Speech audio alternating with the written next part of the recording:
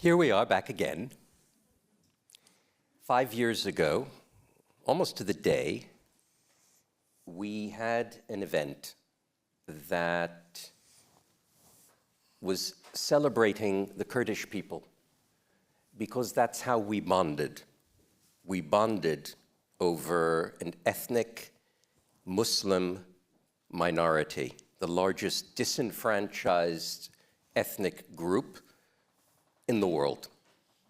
2 Jews with Emily Hamilton, the heart and soul of Justice for Kurds, myself as chairman, you as president, fighting for a Muslim minority. That's not new for you. Candidly, it's not new for me either, because I have been an activist to the extent that I've been an activist, primarily with regard to opposing the Ayatollahs and the regime in Tehran. But you have risked your life.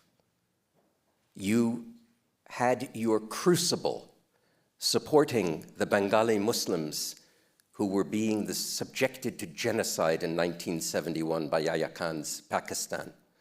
You nearly were killed in Sarajevo, not to mention Libya, not to mention Somalia, not to mention Afghanistan, and of course, being on the front line with the Kurds and the films that you made, The Fight for Mosul and Peshmerga, all for the benefit of Muslims.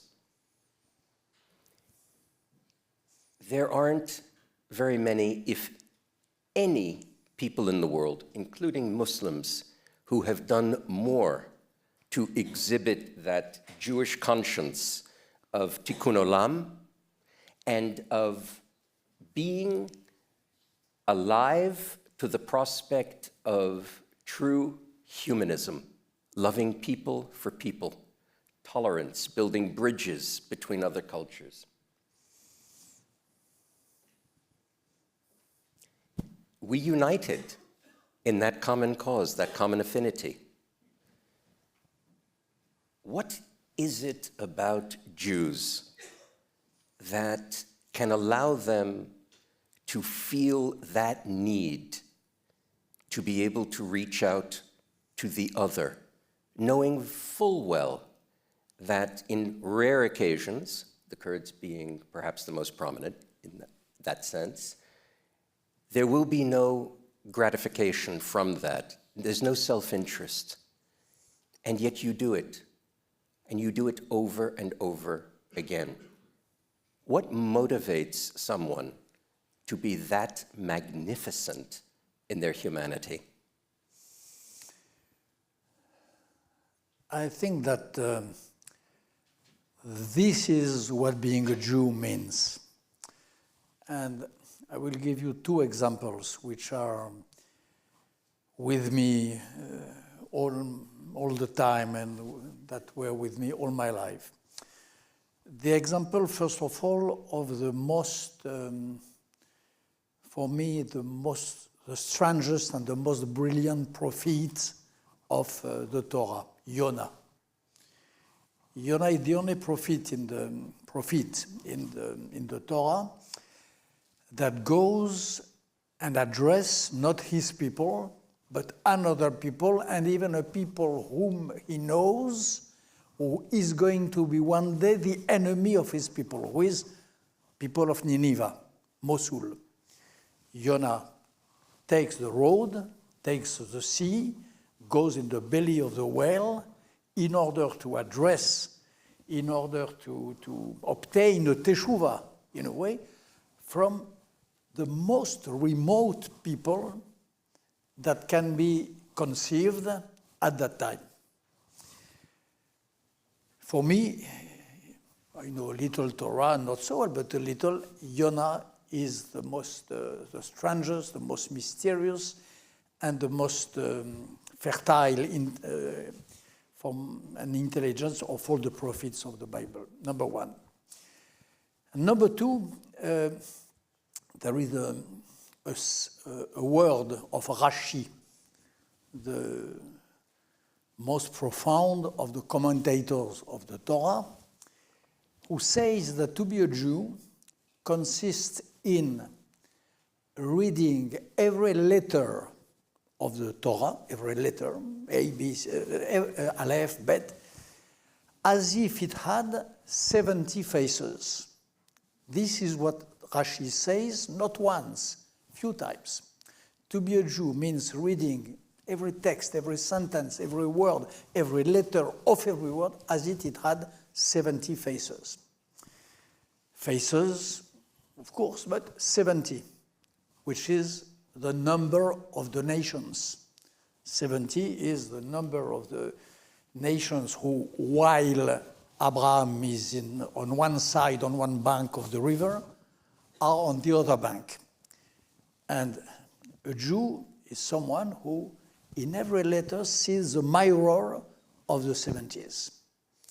So this is being a Jew. Of course, a Jew has also to deal with his own constituency, his own people.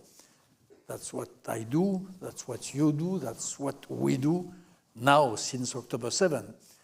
We spoke so often, you and me, in Paris, in New York. We are obsessed, haunted by this and by our duties regarding our people, of course. But this is probably not the essence of us being a Jew. When we go to the Kurds, when we devote such an energy in order to encourage, reinforce, weaponize these great Muslim community people who embody the enlightenment inside Islam, we are really Jews. So that's what I think. It's not, of course, it's a matter of humanism. I am, you are, we all are humanists, but this is an easy reply. Humanism, thanks God, has become the common denominator of every lady or gentleman of goodwill. But we are Jews. Being a Jew means forming, with Emily Hamilton, this NGO devoted to deal with this part of Islam, which is a spark of light and of hope. And it's our job. And you do it brilliantly. And you do it even under duress. I need to remind the audience, although I'm sure that many of you know, that tonight is the anniversary of Kristallnacht. And several days ago, we witnessed a modern-day pogrom in Western Europe. A country, in fact, that I hold very dear, as you heard in the introduction. I have been not only a collector of art, but a promoter of the Dutch Golden Age, 17th century art and culture all over the world. In fact, the Dutch have recognized me. And as Bernard-Henri noticed, when he saw my lapel, I wasn't wearing a French Legion of Honor, I was wearing a Dutch Legion of Honor, which was given to me as part of the Royal Order of Orange. And the reason was because I am viewed as being one of the most serious promoters of Dutch culture all over the world, from Europe to China to Russia to the Arab world. And I was given this recognition, not because I sought it. I was doing what I wanted to do out of passion. Next spring, my family is slated to hold an exhibition in Amsterdam, one of the largest art exhibitions that will take place in this very important year, the 750th anniversary of Amsterdam. The reason why I'm wearing this is to send two messages. Number one, I do have a huge appreciation for the Dutch culture, and I do believe that events in the Netherlands will probably do a lot to focus their minds on whether or not that culture, that Dutchness, is worth preserving.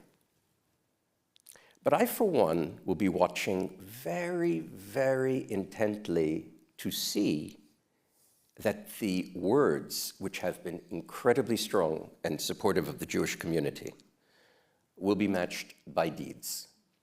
And I am heartened by the fact that the king himself didn't make a mealy-mouthed assertion calling for peace and tranquility and de-escalation. And he said very simply, we failed the Jewish community in World War II, and we failed them again this week. Those are strong words. And I believe that the Dutch will follow that with action. I can certainly say, if they don't, then I'm sure a lot of people to whom they owe a lot of gratitude will express their displeasure. I'm not saying that as a threat, because I really do have confidence that the Dutch will do the right thing. But this, again, was an example of having that sense of just doing the right thing. Jewish Americans working to use art to build bridges between cultures. In our case, all over the world, places that had never experienced Dutch art, and they were blockbusters. One of the things that we've seen in the United States, particularly, and we're very sensitive to this because Jews have been at the forefront of civil rights, at the forefront of what we would call liberal values, open society values, is that there were a number of constituencies that, instead of rising to be able to express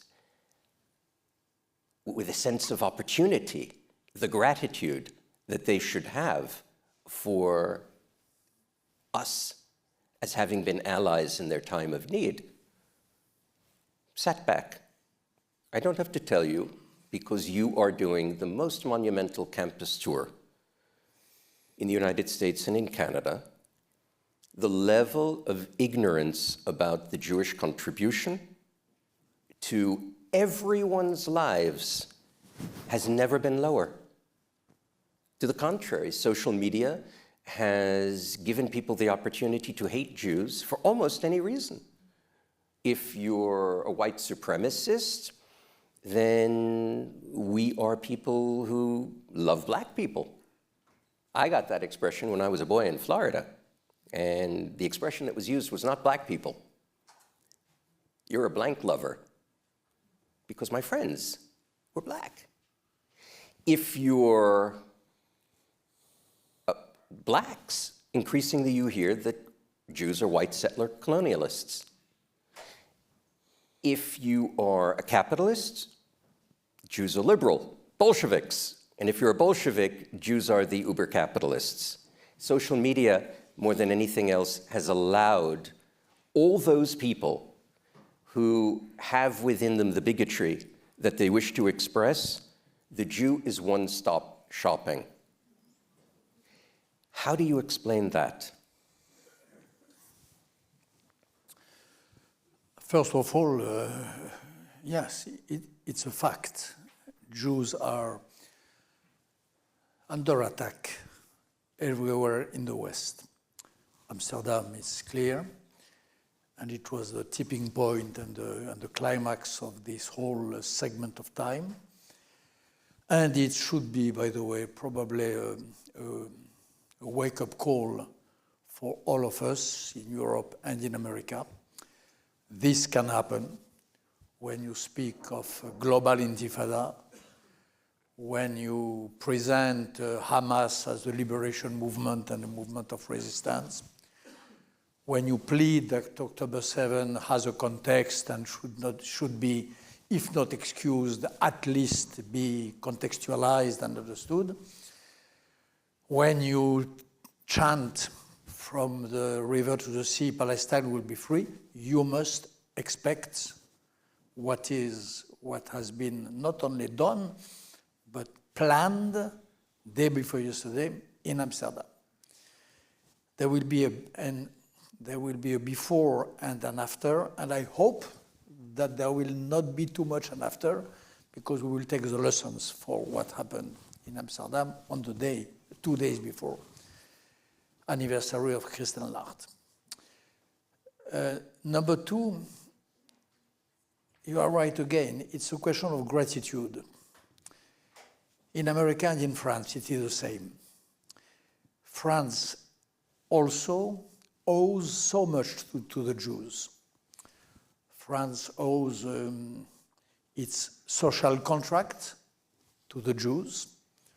What is very little known is that the true pattern of the social contract à la Jean-Jacques Rousseau or French Revolution, the real one in the work of the political philosophers of the before Jean-Jacques Rousseau was the kingdom of the Hebrews. This is unknown. It was covered by the French Revolution, but it is the reality.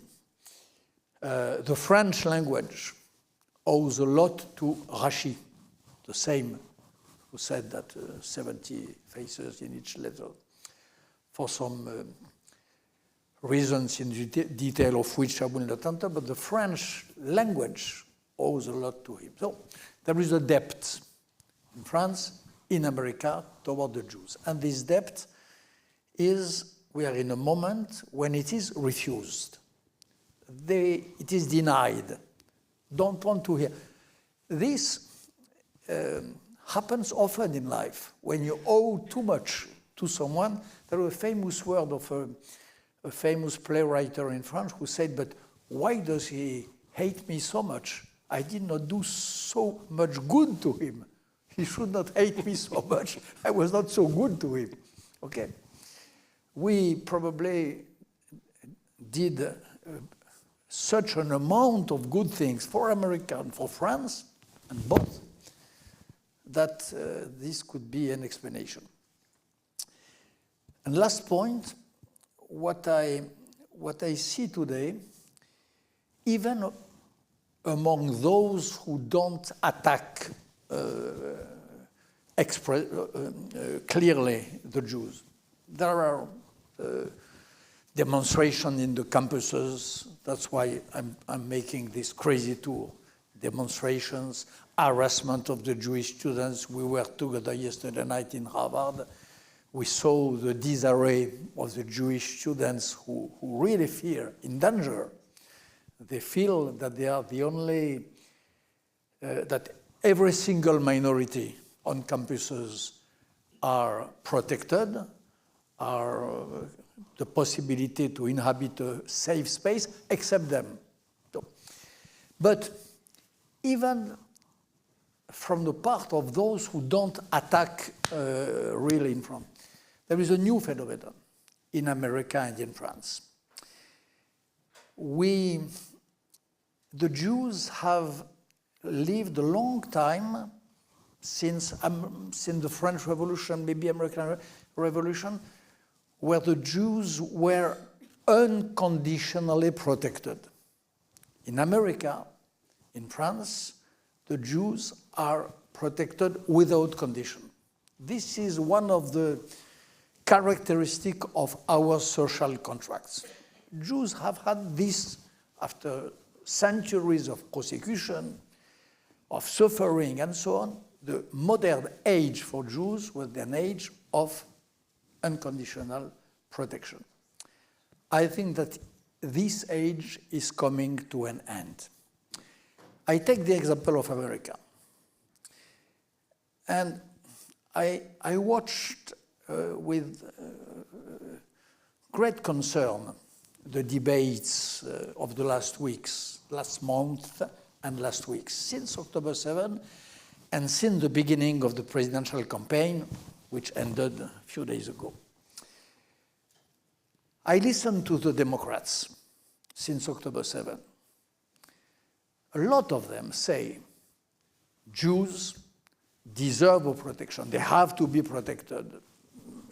Attacking them is absolutely condemnable under one condition, that they take distance to the state of Israel. Under one condition, that is that they are not too much Zionist. Under one condition, they have to say, like a sesame, like an opening word, I don't like Netanyahu. Whatever you think about Netanyahu, it's not the question. Among the Democrats, I saw that the same should be said in France, by the way, but we are here in New York. A lot of them saying there is one condition to be protected, which is to be at a reasonable distance of the colonialist, apartheid, genocidal state of Israel. On the Republican side, I was there during the meeting of President Trump in Washington, D.C. I even opened it. AIC. Emily, AIC? IAC. IAC. I was there. And the President Trump said a sentence which did not escape to all of you.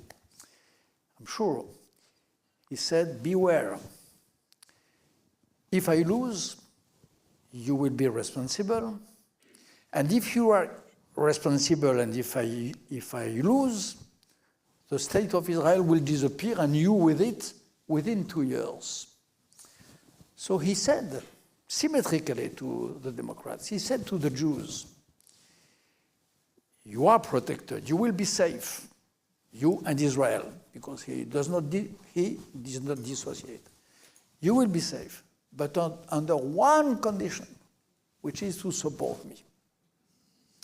It was what he said in Washington, D.C., in a more subtle way, maybe, but it was the meaning. So in the two cases, I really had this feeling that the good, old, brave, unconditional protection, which is due to the Jews, belongs to an age which is vanishing, which is disappearing. This is really the concern which the students whom I meet in Stanford, in UCLA, in University of Michigan, in Pomona, I don't know where, I was in so many places, this is what they feel. The source of the anxiety, disarray, anxiety, fear, which I felt among these students, so Americans, is there. They feel that for the first time since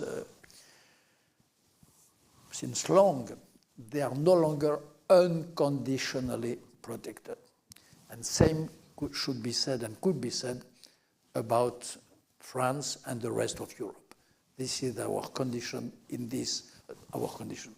Our escapable condition, we have to fight against it. We can reverse, nothing is ever written. That's why we are here. That's why I'm spending with your help and the help of Daphne Recanati, your wife, Kaplan Recanati, with your help. That's why I'm making all this tour in America. It can be reversed, but it is the situation. I do agree with you completely that this can be reversed. There are two aspects to that. First of all, and it is interesting as you put forward that the contributions of Jews, we're often told, those who are in the front lines of putting forward why Jews are a good thing, we're often told the argument, play down the accomplishments, because the accomplishments either create envy or they reconfirm that there is something about the Jews that, they have space lasers. And the problem is that it puts one hand behind our back, because it is a fact that of the 1,000 or so Nobel Prizes given over the last century or so, roughly 220 of them have gone to Jews. Jews represent maybe 0.2% of the global population. Now, those Nobel Prizes are not wishy-washy things. Most of those prizes were given for very, very hard core subjects: sciences, math, medicine, which by definition are universal in their application. Many, many more non-Jews have been saved by vaccines created by Jews, or the technology, or the Intel chip created in Israel. Now, the Jewish population has not exceeded 15 or 16 million since before the Second World War. In fact, we're not back to those levels yet. It's the only population in the world that is less than where it was in 1939. Nonetheless, the contributions continued. After 1939, you have the creation of Israel in 1948, and Israel is one of the great bastions of a truly modern society and an open society. Those who would argue as queers for Palestine clearly don't understand what would happen to them in Palestine. They don't understand that the primary supporter of the Islamist movements within Palestine, Iran, the Jews who would be on those gay pride parades and hanging off of each other and having fun, in Tehran, they're hanging from a Caterpillar tractor, a crane, or being thrown off a rooftop. Feminists for Palestine? Come on. You know, the only comment that I would make about that is, if people really want to make a stand on something that is relevant to today's age, instead of spending their time on campuses essentially aiding and abetting a terrorist organization which is part of a spider's web of Islamist, not Islamic, Islamist organizations that have as their desire the destruction of Israel and the United States. And in their alliance with Hezbollah and the popular mobilization units in Iraq and the Houthis, they have American blood on their hands. Children, don't try this at home, because you're clearly not understanding what's really the great motivator here. And you know I focus a lot on Iran, and I always have. And in fact, the last time we were here together, the subject of the discussion was, "Is never again just a slogan?" I know, you're smiling. I can't help it. And I gave a little bit of a initially it was about the Kurds, but at the end of it I said, if you were to ask me where I thought the next genocide could occur, it would be between Israel and Iran.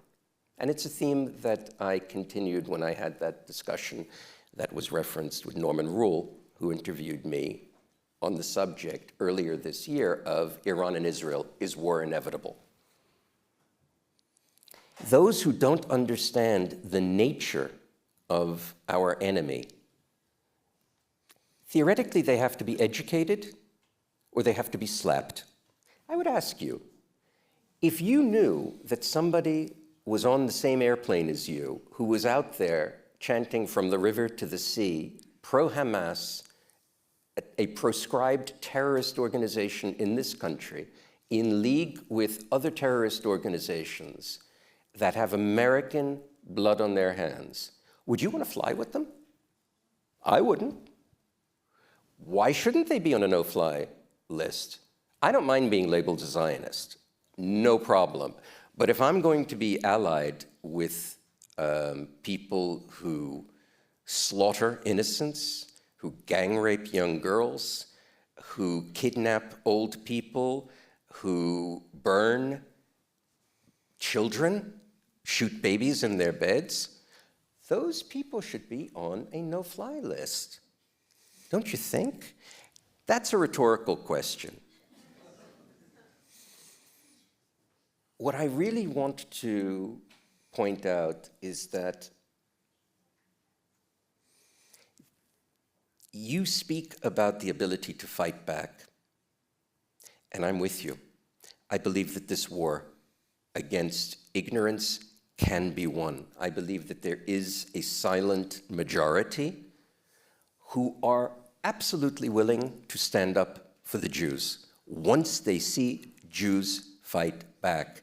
And this whole ethos that we should keep our heads down, not make waves, we've seen, because we had our own October 7th, what happens when you don't stand up and say, we're here, we are making a far greater contribution than almost any other group in this country.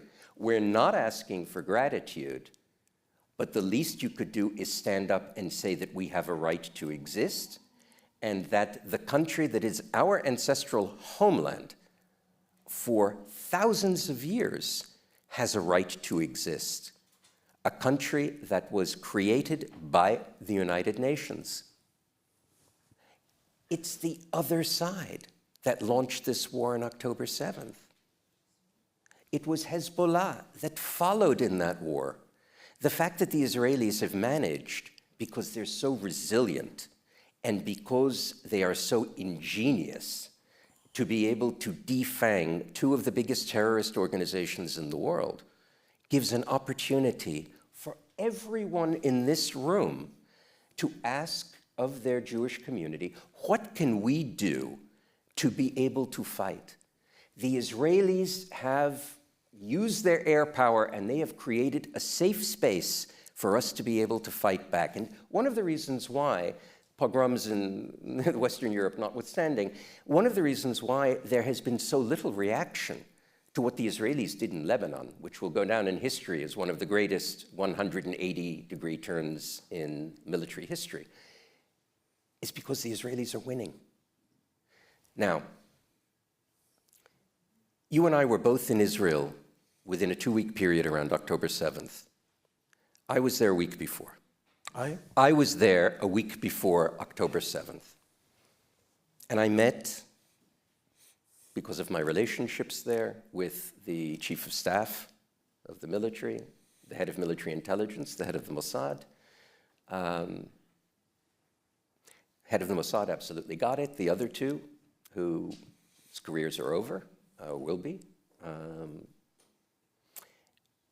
As you know, for years, I have tried to pound the table about understanding the nature of the proxies and pounding the table both to my Gulf Arab friends and to the Israelis. There's going to be a miscalculation of the proxies that's going to create a reaction from Israel that will spiral towards a regional war. Tell the Iranians to calm down. By the time I went to see our mutual friend, the president, Bougie Herzog, I visited him in Jerusalem, and I said, Bibi has destroyed Israel's deterrence vis-a-vis Iran. I know the Iranians. They are sitting in Tehran, and they are just deciding, are we going to basically let the Jews do what they often do historically when given the chance of self-government, which is to cannibalize themselves and implode, or do we go for the throat? A week later, we had October 7th, and we got our answer. It's a little bit more complex than that, but we got our answer. That was my experience in Israel. Frustration that the military was so complacent, frustration that in the face of the existential threat, the Israeli government instead chose to divide the country in a way that invited October 7th. Fine. Several days later, you were in Israel after the carnage, after the catastrophe, after our Nakba. You saw so quickly how the world turned on Israel. You saw Israel alone. Can you describe what you saw and how you felt in the immediate aftermath of October 7th?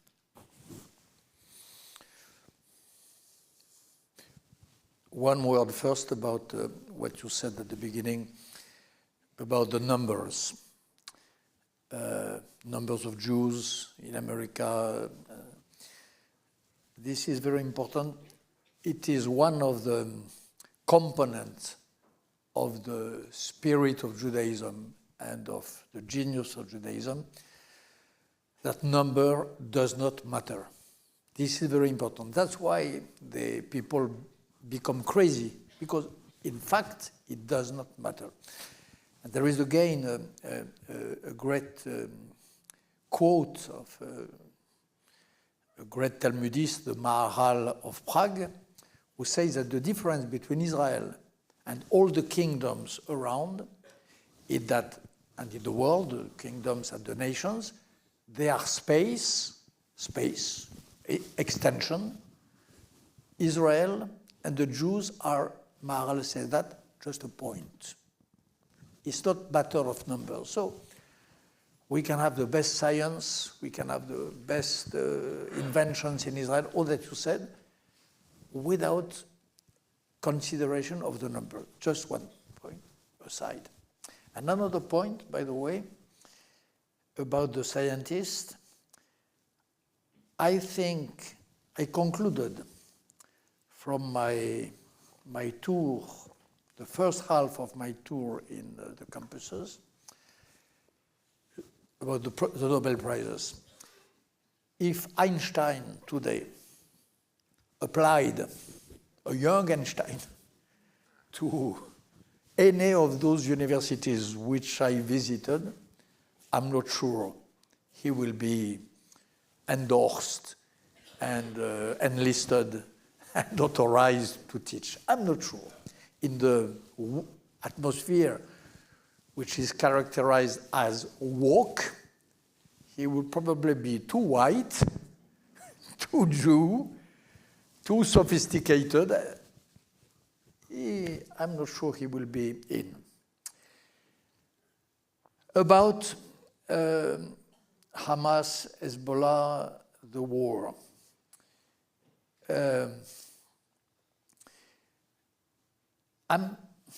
I don't know if the word proxy itself is so appropriate. I give you the point about Iran. You said it since 20 years. You are fighting and often alone against Iran. But it's Hezbollah, Hamas, Houthi, militias in Iraq, in Syria, we know them well. I saw them when I made Peshmerga. They are more than proxies. All of that is a system. It's not only, it's an empire, which center is Iran, your theory of octopus, and they are part of the system. It's a whole. It's a whole system, structure of power. If it was just proxy, it's okay, a proxy, you lose a proxy, you invent another one. It's more than that. About my experience of Israel just after October 7, what I felt is, first of all, and this is the beginning of Israel Alone, of my book, is one of the worst sorrows of my life. To enter in the kibbutz of Kfar Aza, in the kibbutz of Be'eri, 4 days, I was in Israel the day after. I was at the kibbutzim 4 days after the massacre.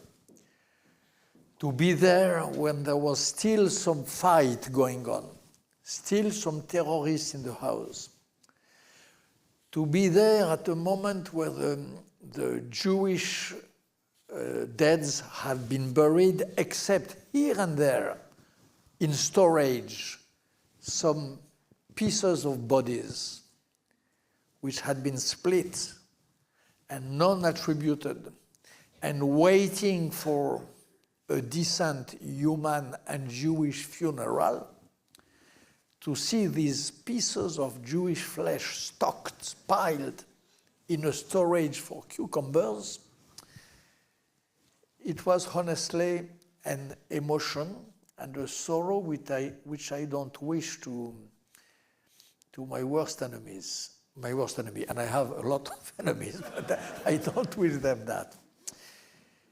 Number two, what I immediately understood is that in this war, which was going to be the most difficult, the most complex, the most difficult to win of all the wars which Israel had to wage, I understood very quickly that Israel will be alone.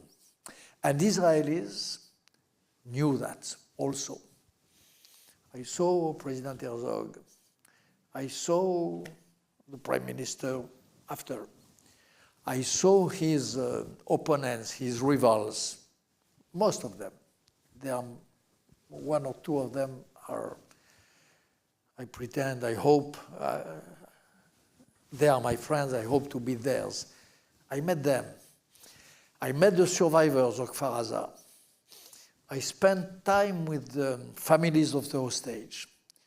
And the general feeling was that Israel will have to fight this so hugely difficult war alone. And alone even with allies. Because of course, Israel has some allies, but nevertheless is alone. This was my feeling during these days. And my last feeling, I was wandering in Kfar Aza. I was staying in Sderot, and I heard the news coming from Cornell University, from Harvard, from La Sorbonne, from Sciences Po, and I understood that instead of manifesting, of expressing solidarity, brotherhood, compassion, sorrow, the public opinions in the most sophisticated country, those whom I love most, America, France and America, there was solidarity expressed with those who did these atrocities. And really, I spent few of the most painful weeks of my life during that stay in Israel. And my book, Israel Alone, stems from there. I decided to write it. I knew that all my life, my life of writer, I knew that one day I will write a book about Israel. I had a secret rendezvous with one book about Israel, but I delayed it. Since 45 years, I wrote 48 books. I knew that the book will arrive, but I delayed it for many reasons. I delayed. And I knew that I had still a long time to live, so it was okay. On October 8th, or the following days, I concluded, I was sure that the time was here, that I had to make it. And this book starts as an oath, a promise made to my friends in Israel, made to myself, to honor at that point of the day, not yet, at that point of the day, my old and secret rendezvous. This is my reply, my dear brother. My dear brother, you never fail to move me, to make me a better man, to make me want to strive more. It doesn't take much to get me riled up. It doesn't take much to elicit a sense of outrage. In my case, it can be a consequence of the desecration of Jews, It could also be the desecration of cultural heritage, the desecration of sacred environmental ecosystems. Your life as an activist has led you to be a rather famous war correspondent.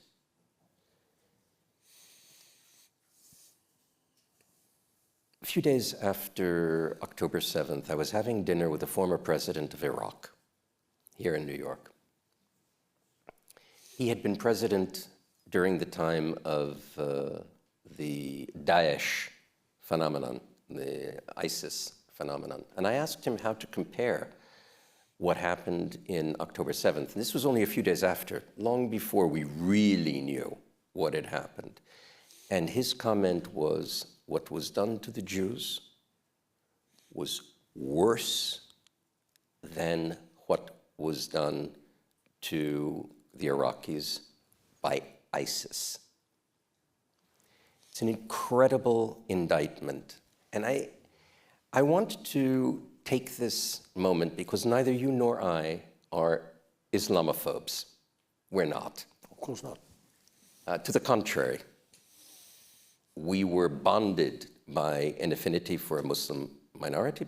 You had a long history of championing the causes of justice for Muslim populations. My affinity, particularly in the Arab Gulf for decades, and of course, for fighting against Iran.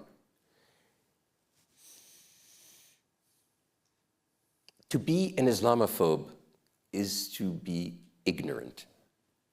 It is not to understand. I'm not saying that Islam is a religion of peace. It isn't. Neither is Christianity. And neither was the Old Testament religion of the Hebrews, or the Jews. Monotheism lends itself, like communism and fascism, to a certain amount of intolerance. And the world works in cycles.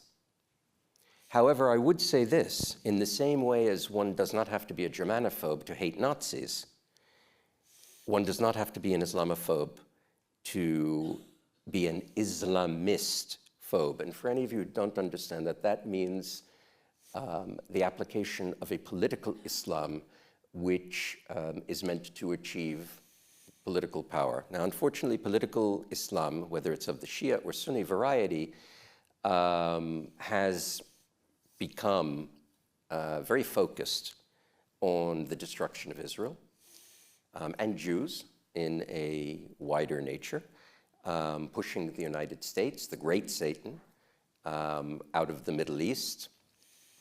And candidly, as we see in issues that we've seen now in Europe, to a certain extent in the United States, being able to push an agenda which is quite radical. And there have been, Christian radicals throughout the centuries. We're now, unfortunately, experiencing something that really wasn't seen in Islam for a very long time. Islam is due for a reformation. And you now see voices out of the Gulf, out of Egypt, out of what we would call the moderate Arab world, looking to be able to create a new connection with modernism, particularly led by the Gulf states, because they have the capacity, they have the wealth to do so. But in the meantime, we do have to deal with an Islamist agenda. Now, you were early in pointing out in your book about the Empire of the Five Kings what was going to happen with this coalition of those outside the liberal free world. If you could just explain that and where you see us now in that context, because so much of that has proven to be prescient. Yeah, absolutely. One of the contemporary ideas which I hate most is the idea of clash of civilization, which was defended 20 years ago, proposed 20 years ago by an American scholar, Samuel Huntington. I think that it is an absurd idea, that it consists in believing that humanity is constituted of consistent and homogeneous blocks, that these blocks are unbridgeable, that between the Muslim world and the Western world, between the Asia and America, they are like Leibniz monades closed on each other's with no possible communication. This for me is the most unsophisticated, unintelligent, and scary ideas which I know. This has been since 30 years one of the guidelines of my philosophical life, to hunt in every possible corner I found it, a remnants of this idea of big blocks of civilizations opposed to each other. I believe in bridge, I believe in insemination of pieces of one block in the other one. I believe that the so-called Western values were born in the East and in the neighborhood of Jerusalem. I believe in this Brownian movement of ideas which defy the law of the blocks. That's why I cannot be, and I would never be, an enemy of the Arab world. I have been all my life, I hope, able to see, on the contrary, what makes me brother of those who defend liberty, who defend human rights today in Tehran, in Iraq, in Mosul. I devoted some time of my recent life shooting a movie in Iraq. I filmed the liberation of Mosul, and I did it as if it were liberation of part of my heart. So this, for me, is a data, and I really don't know any border of. This being, what was your precise question? I'm sorry. At the end, your question was? About the five kings. About the five kings, yeah. The only clash of civilization which I know, there is one clash of civilization, which is the clash between democracy and autocracy, which is the clash between, on one side, all those among the West, among the rest, in America, in Iran, in Turkey, who recognize themselves in the values of equality between genders, between the conditions and so on one side, and on the other side, autocracy, those whom I call the five kings, who form a bloc, but not a bloc of civilization, a political bloc. And this political bloc is made of the bloc of the stupid Ayatollah who hunt women because they put a lipstick. Is formed by the squadrons of Vladimir Putin, who helped October 7 to be prepared and to celebrate October 7 a few weeks after it happened. It composed of the back office of China, illiberal China, autocratic China, who is associated with the two, with Iran and with Russia in the same club. Inside this bloc, you have the autocrats, who dominate, who occupied Lebanon under Hezbollah, who put into slavery the Gazan people under Hamas, who broke the democratic movement that was going on, put into motion in Afghanistan. These are the fourth part of the second bloc: Iran, Russia, China, the Islamist Sunni dictatorship, which I just mentioned, And fifth, a country who pretends to be in and out in NATO and associated and praising Putin and defending Hamas and supporting October 7 and saying that it was a day of liberation, who is Mr. Erdogan, the neo-sultan of the neo-Ottoman Empire. So these five compose a bloc, not a bloc of civilization again, a bloc of autocracy, a bloc of common hatred for all that is free, living, and dignified in our countries and in theirs. And between these two blocs, I believe that there is a merciless opposition and war.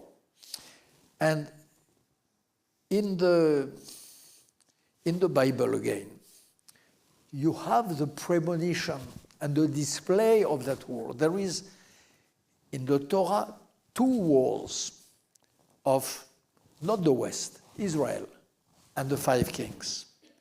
One is led by Abraham. The purpose of this war was to liberate, to free his nephew Lot. And the other one is Josué, le livre de Josué, against the 5 kingdoms of Philistine. So all along the modern history, which starts 35 centuries ago, you have this fight, this war between these 2 political forces. On one side, the free, respectful to the law, respectful to the name of the human on one side, and the lovers of force, of idolatry, of despise on the other side. This is an old story which is going on today. And the bloc today, the bloc of the 5, is probably stronger than ever. Maybe we came back at the time, to the time of Josué. The 5 blocks were very, very strong. It led Josué to pronounce terrible words about the end of this war. By the way, I will not repeat them here. But we are at this stage of history. And it's a huge responsibility which is on the shoulders of each of us. And those who are in administration probably more than us. Huge responsibility, huge crucial crossroads of our time where we are now. War between democracy and the 5.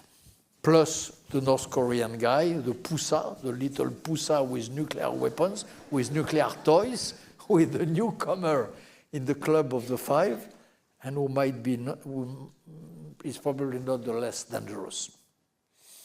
Voilà, my dear friend, my dear Tom. Voilà. French citizen, by the way, Mr. Kaplan. Indeed. Thank you. So I'm going to take advantage of the fact that, if not the majority, but the plurality of the questions that were asked relate to my particular focus, which is Iran.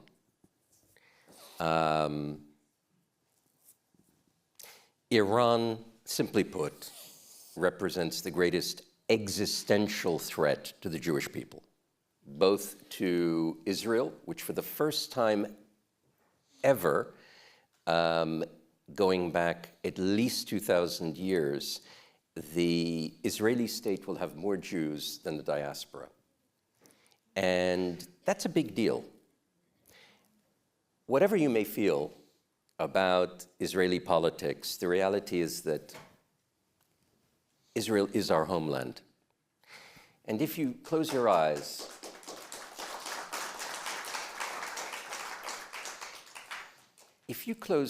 and imagine what it would be like to wake up tomorrow morning and there was no Israel. Well, here's the thing. The Iranians have said and have supported anyone else who subscribes to this notion, even if they don't agree with them politically or religiously. Our agenda is to annihilate Israel. They've said it over and over and over again. And until October 7th, even Israelis thought maybe that was bombast, that it was rhetoric. And October 7th changed their eyes for one very particular reason. The Israeli military and intelligence failure that allowed the Islamist agenda to be played out by Hamas and Palestinian Islamic Jihad allowed Israelis to see for the first time that all of these threats of annihilation, that we will chase you from house to house, avenging Palestinian blood, etc., that it was real. In the same way as there were a lot of people who, up until, I would say, the German occupation of Prague, not just Munich, but Prague, when they broke all of their promises, they realized, you know what? This is not good. He's not going to be satisfied, and there is going to be war. But it took this moment of recognition, like December 7th. Up until December 7th, the majority of Americans wanted to stay out of the war. But a few thousand Americans were killed, and that changed everything. Well, if we were to look at the comparison between what happened on October 7th and what happened, let's say, on 9/11, we're talking the equivalent in the American population of the Jewish deaths in Israel were 50, 60,000 more Americans than were killed in Vietnam. And this got their attention. And they decided, whether or not anyone liked it, they're going to take matters into their own hands. They defanged Hamas, and then, in this most ingenious fashion, decapitated and dismembered what was widely considered and widely spoken of as the most powerful non-state military organization in the world. And they did it with a cleverness that is legendary for its intelligence operations and also for its military success. The net result of that is that the country that has so often said it wants to destroy Israel and is using these, I'll still call them proxies, to encircle Israel. We spoke years ago about the Einkreisungspolitik, the politics of encirclement, which eventually forces that country being encircled to break out. Israel broke out in Gaza, in Lebanon, told the Houthis, we've got this, Iraq, Syria. And because Hezbollah was the most important piece on the chessboard in terms of providing a deterrent to an Israeli attack on the nuclear installations, the Iranians could sit back rather smugly and say, the Israelis won't do it. Iran is naked. Iran is unbelievably vulnerable. Israel's strategic posture is better than it's been in decades. The entirety of Iran is open to Israeli attack. Now, whether or not they could destroy the deep underground nuclear targets, that's another matter. The United States could do that in several hours. Without breaking a sweat, the United States would be able to do that. But the Israelis have thousands of targets open to them. And Iran is ripe for some intervention. They have restive minorities, Baluchistan, Khuzestan, Kurdistan, Azerbaijan, and they have a restive population.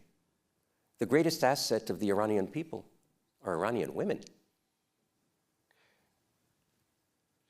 If the useful idiots on campuses really wanted to choose an incredible cause, and if they aren't smart enough to understand that the Kurds would be a great one because we owe them a debt of gratitude for what they've done for us, what about Iranian women? The gender apartheid. Women, life, freedom. You want a cause? the cause.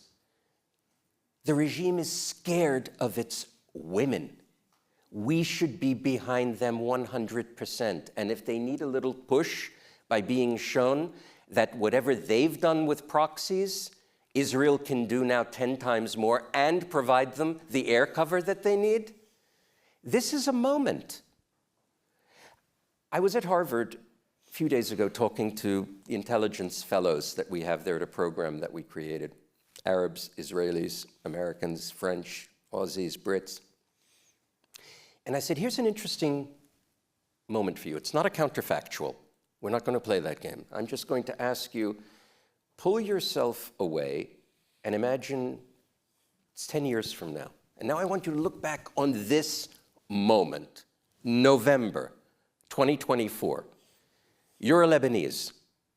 Israel has now done something unbelievable. It has given, through the destruction, or at least the degradation of Hezbollah, it's given you the opportunity to regain your sovereignty. Up until now, you've been an Iranian colony. How will history judge you if you don't take advantage of that moment? It's not a counterfactual. It's actually saying, I want to detach myself and focus on this moment. I want to be, as they say, present. Here's another one. You look back and you say, Iran, which up until a few months ago had Hezbollah as the sword at Israel's throat, the proximity, the thousands, tens of thousands, hundreds of thousands of missiles. And the Israelis did something which was, if it were in the Bible, would be viewed as being, okay, they probably made that one up. Seriously. If some of the things that the Israelis did were in the Bible, people would have said, those Jews, they know how to tell a great story. The irony, of course, is that when you make the biblical references, how many of us actually know that the only non-Jew, non-Hebrew in the Old Testament who is regarded as a Messiah is a Persian? A Persian. The Iran that wants to destroy Israel is as far removed from traditional Persian values. Cyrus the Great not only allowed the Jews to return from Babylonian captivity to Zion, but also began the process with his successor Darius of rebuilding the temple. The temple that the Romans destroyed was built by the Persians. We gain so much from our experience with the Persians. And very often, I find that in discussions with people, they say, we have to remember when we're negotiating with the Iranians that they're the heirs to a great civilization. And my comment to that, as a Persophile, someone who reads Hafez, Sadi, Ferdowsi, Rumi, Omar Khayyam for pleasure, is that I say if to give those gangsters in Tehran the benefit of being the heirs to this great Persian civilization is like saying that the Nazis were the rightful heirs to Goethe and Beethoven. This is a regime that must go. And we have the sword at their throat. Now that can be used different ways. Maybe a new administration, they're not into regime change. If we don't use this as a moment to dismantle the proxies, to allow Lebanon to be properly disarmed, Hezbollah to be properly disarmed, and to make sure that the Iranian nuclear genie is put back in the bottle, this could be the epic tragedy of our era. The women of Iran are there. They are their greatest asset.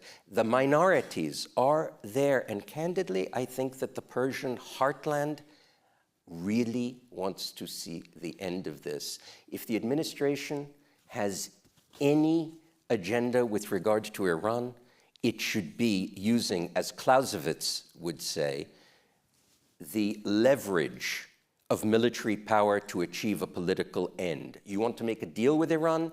Make it because you've put a gun to their head, because that's what they've been doing to the West, to Israel, and to our Gulf Arab allies for decades. And now they are wide open for a new discussion where, as in The Godfather, either their brains or their signature goes on that piece of paper.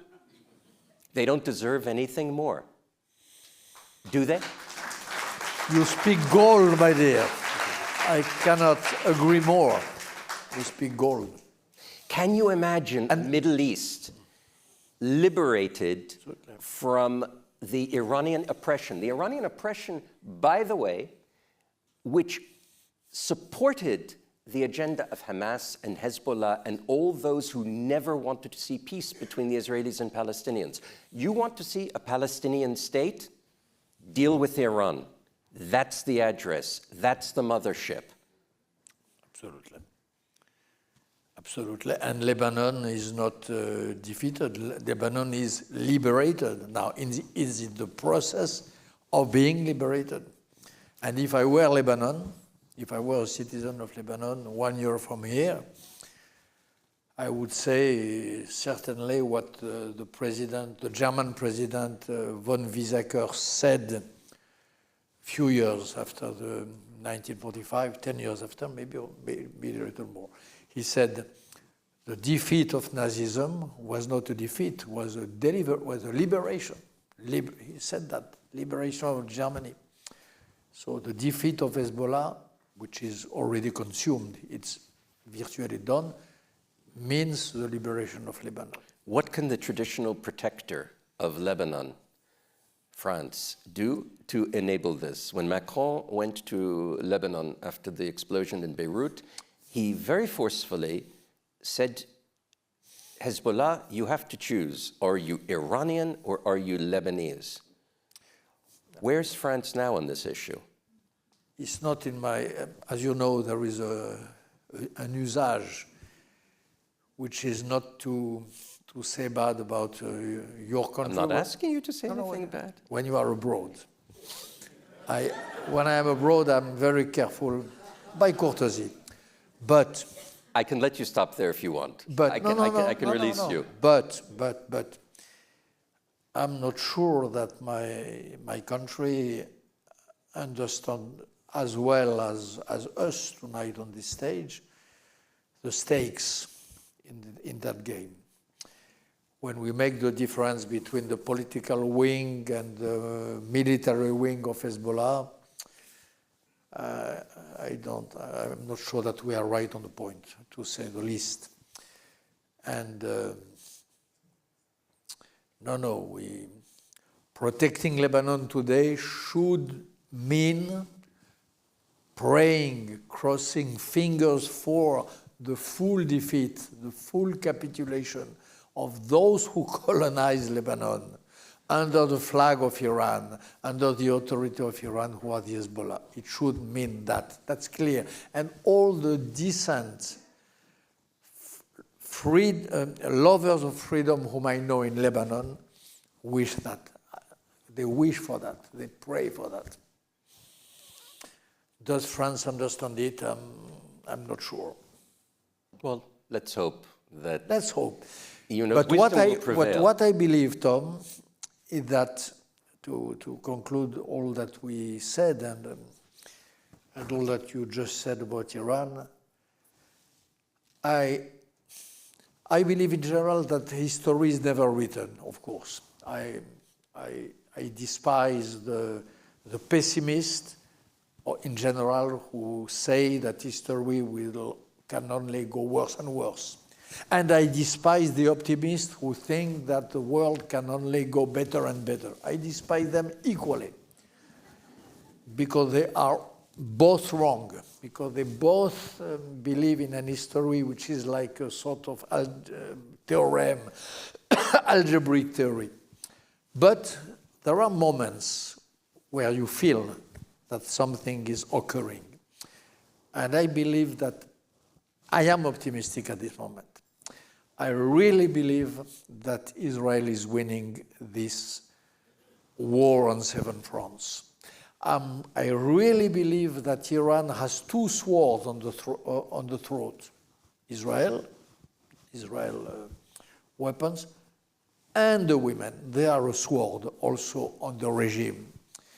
I really believe that Iran is in the situation today in which was the former Soviet Union, Russia, in 1988. I remember so well that moment. 9th of November, by the way, 1989. It is another 9th of November, the fall of the wall in Berlin. Nobody believed in that 2 weeks before, not only 1 year, 2 weeks before. Nobody believed. Again, I will betray my promise. My president, François Mitterrand, made a trip in East Germany 4 days before the fall of the wall of Berlin, on 5th of November. He went to East Berlin, and he said, Germany is separated forever. East Germany will last forever. I suppose right of President Ulbricht or Honecker, I don't remember. 4 days after, he was denied. So really, history is undecipherable, except that at some moments, when you cherish liberty, when you genuinely love those who bear it as a flag and a torch, you feel something. And I feel that we are in the situation where regarding Iran, regarding the Middle East, where we were regarding the former Soviet Union on the 5th of November 1989, at the verge of something very important. So we are at the perestroika, and we are heading to the fall of the wall. So you see a day when our beloved Masih Alinejad and Kambiz can return to Iran in triumph? I know that they are at this moment in our dear Masih and our dear Kambiz, they are facing very difficult time because they listened, they heard that they are targeted by serious threat on their death. Two threats at this minute, 2 agents of Iran in America these days. We just read that in the New York Times, in order to kill President Trump and Masih Alinejad. This was the news of last week.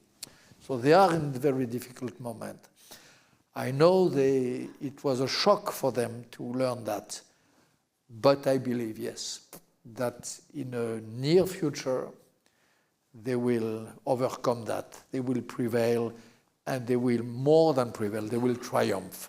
I am deeply convinced of that.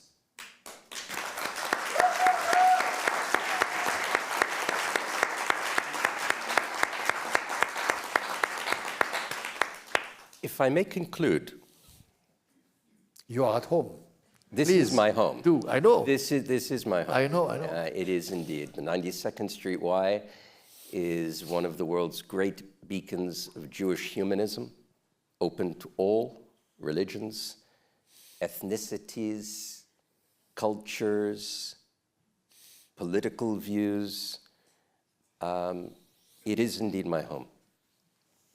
And it has been the source of some of my greatest friendships.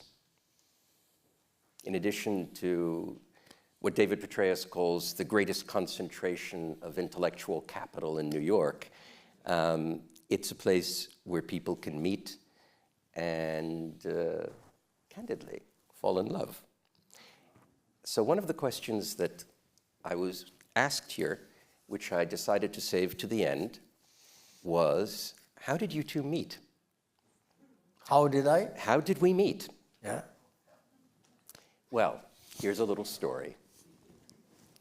One day, my wife's mother, Mira Recanati, who was and remains an avowed fan of the great Charlie Rose, who interviewed on our stage well over 120 times, great friend of the 92nd Street Y. He was on air and at his table was Bernard-Henri Lévy. And Mira saw you on television, and she'd actually seen you come to Israel decades ago and proclaimed you the most gorgeous man she'd ever seen. But more than that, being an intellectual herself, she said the conversation between you both was so elevated. And she knew I knew Charlie because I'd introduced him here at the Y, etc. And she said, you need to get to know Bernard-Henri Lévy. You're going to be great friends. And I said, so basically, the Charlie Rose show is sort of like a buffet for my meeting people? And she said, exactly. Well, we know that the most dangerous place in the world is getting between a Jew and a buffet. So I asked a couple of friends here at the Y, Ranagam and Tain Rosenbaum, who knew you, if they could make an introduction. And we met in my apartment in Paris. And we bonded, again, over the Kurds, over a Muslim minority that I'd always had an affinity for and that you were the foremost advocate for in the Western world. And that was the beginning, really, of not only just a tremendous friendship, a tremendous brotherhood. We often say that if we had a family crest, it would be both of us back to back with swords drawn. And it's much more than that. It's a fraternity. It's a camaraderie, indeed a late in life relationship of this kind. And if I may say so, speaking for myself, really one of the greatest love stories I've ever experienced.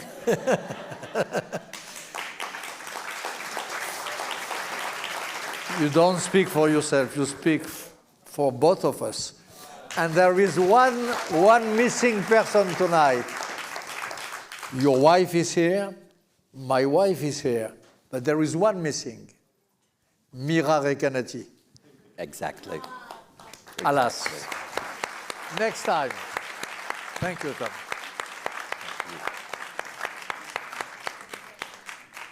With that, I will. And my daughter is here, Justine. Justine is here, and Ariel. I said my wife. Yes, quite right. Our wives, Our Ariel wives, and Daphne. our wives, and Justine. and both of them are perfectly comfortable with this love story. I just want it to be said. You know, what happens at the Y stays at the Y. It's all good. I'd just like to take a moment just to impress upon all of you. I have the great privilege of being with this fellow, a comrade in arms, multiple causes that we both support together. But I also want you to just take into account a moment. The Jewish community all over the world is indeed at a crossroads, as you've said. And there are many of us who ask, what can we do to make a difference? And I do want to say that I do believe that in the coming months and years, you're going to see a pushback by the Jews to be able to reclaim their rightful place.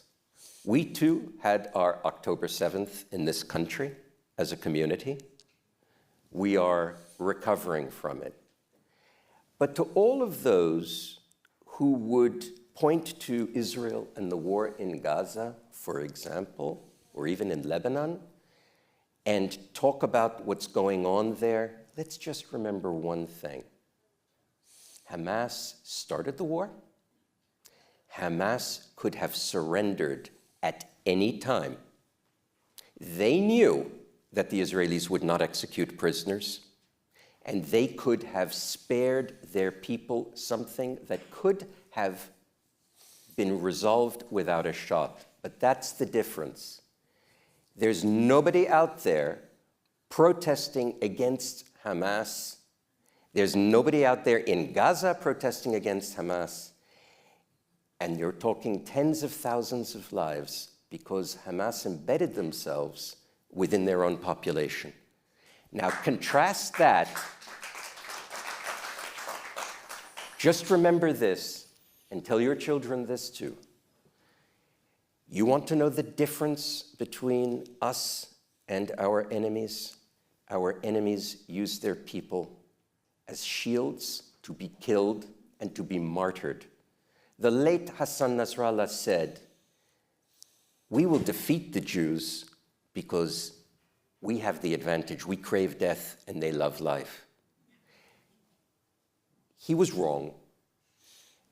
But more than that, is there any, imagine a split screen and the juxtaposition of Hamas using women and children as shields and tens of thousands of Israelis marching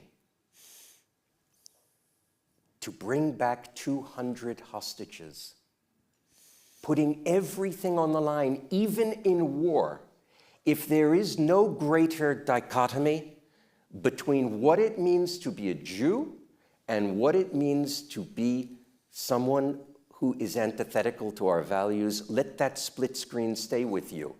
Tell your children, this is who they are, this is who we are, and damn it, be proud.